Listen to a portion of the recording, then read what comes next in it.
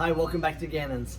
You probably know now that we've been pretty lucky this last few months in getting some really good old school amplifiers and instruments.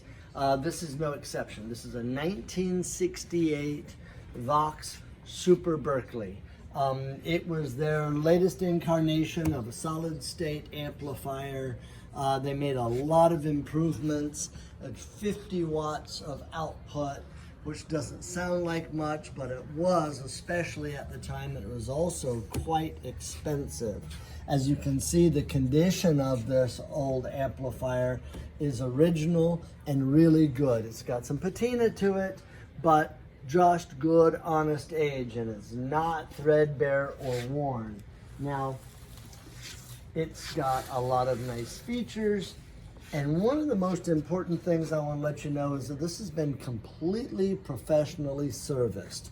The pots and capacitors that needed to be replaced have been replaced.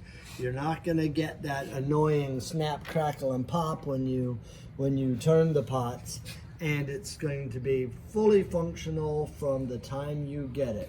The Vox Super Berkeley 3 was state-of-the-art in 1968, and it's still a darn good amplifier and really cool old school technology. Solid state, but old school.